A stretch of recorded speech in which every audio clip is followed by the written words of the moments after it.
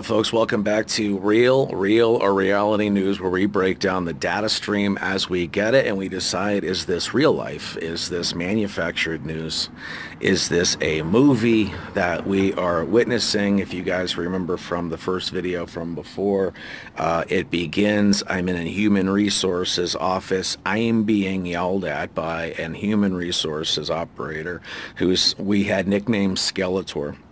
And so we were able, that's the whole thing, is that our team performance via email for the team we were on was, we sent jokes all day. We sent email all day. We laughed all day. I mean, by the thousands.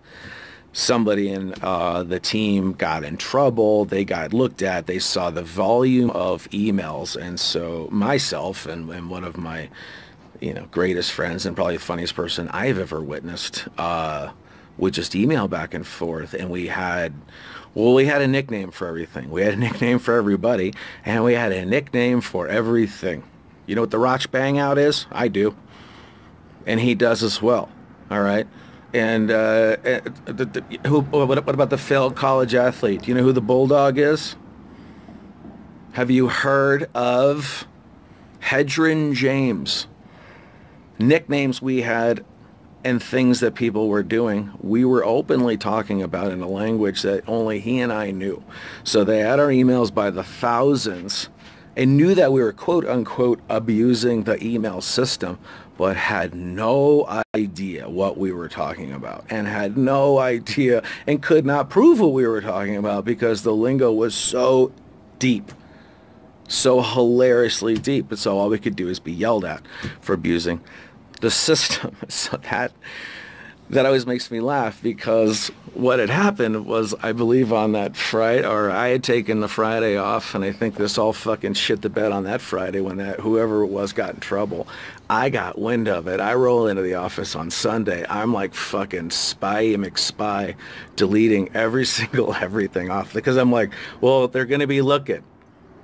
And that's the whole point of this. And so what we're gonna show here in the macro is that in 2014, it's found out that these emails, all of Hillary Clinton's emails have been sent.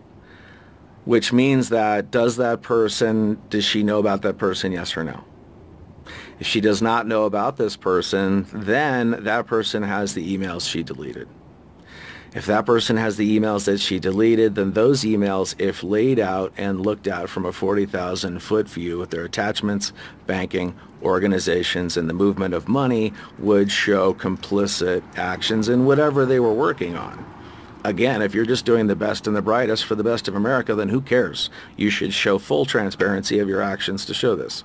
Now, if there were other things going on, then those people who had those emails, be it our enemies, be it the Chinese, who are using it for blackmail, or it's us, or we know that they have them, and so we're allowing them to do that because I can see from an operational standpoint what they're doing with the information that they have, the same information that we have. And that's if she's not aware. If she is aware, then that's a whole other complicit thing. That why would you be aware that your State Department emails were being sent off to the Chinese? So you have to know this happens in 2014. What's happening in 2014? The fucking clown car's full of 17 dudes, and Bernie Sanders is fucking killing it. Jill Stein, I do not believe, may not be in the full public eye yet, right? But all of a sudden, they find out that this is happening. They understand how, it's gross negligence, and they sweep it under the rug, and they don't even continue to investigate it. That's fucking crazy. So now you have, quote unquote, this OIG report that's going to show this happen in 2014. They're going to show the investigation that did or did not happen, why it stopped, and did those same players now then actively work against, through spying, deception, all the other campaigns available to ensure that Hillary Clinton wins. Then she loses, and then they have to then double down and triple down on the same style tactics against a Donald Trump, a normal citizen, and now a current sitting president. So how far would they go into the fucking weeds to continue to bury what they're trying to bury? which is a very obvious gross negligence, either aware of or not aware of. Obviously, when the subpoena comes in and your first idea is to delete all the emails, and you're like, it's just wedding plans and yoga, just like Loretta Lynch is on the plane saying it's just grandkids and recipes here for an hour. There were 3 planes on that tarmac. There was Bill Clinton's plane and Loretta Lynch's plane. There was a 3rd plane on there if you guys want to go look and see that. Understand that the Secret Service comms were wide open, and all of that data has been gathered, and somebody has that. So, if all of this happens in 2014, you now have rock solid motive of why they did what they did in Spygate, in the Russia hoax, who knew about it, who knew now why they were doing it. It wasn't just about wresting control back to the Democratic Party. I mean, it was, because if it succeeds and they do that, it still is not all lost yet. They still might have, a bunch of Hail Mary plays and hidden assets and operations and all of this stuff. We have no idea. We can just sit back and wait and watch the show as it happens. But if all of this happens in 2014, which is probably why the people who knew that they had to clear Donald Trump out of this, or it would look like that this was a vendetta. So they have to show that, he is removed from the actions of 2014, that this occurs in 2014, it starts in 2012, and this is all happening during this administration who's in a full awareness of it. And nothing is done, nobody comes to justice, nothing's investigated, everything is squashed.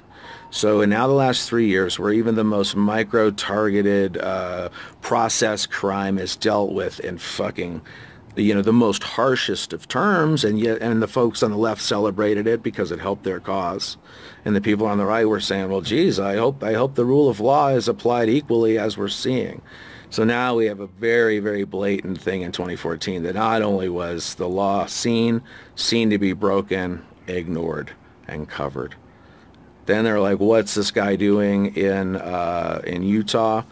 More than likely, then that part of the investigation is the company that this guy is part of, why he chose the email address that he was going to choose, who had access to those emails, did they stay, did they go, how did the money move, and more than likely where he is investigating from this nexus point of 2014, but he's working in a completely different yet not yet public offshoot of true deception, and whether or not people inside of this government were complicitly working with the Chinese and with CEOs and tech corporations to overthrow the United States of America, the Constitution, the Bill of Rights, your very liberty and unalienable rights as a human being, in as much as they can lie and deceit, whether it is pinning or hoax on a human being, whether it's programming the minds of the citizens based on the technology that you freely give them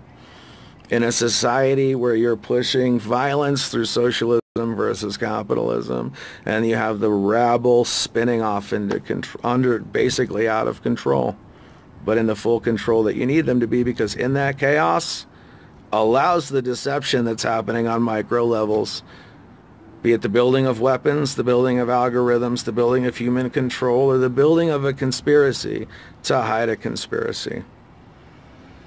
And that's what we get to find out. Part 2, everybody. Anyways, I didn't get fired. I didn't get fired. They just told me to use my email less. And we did. We just wrote more and less emails about even more gnarlier shit using better nicknames. God bless America, everybody.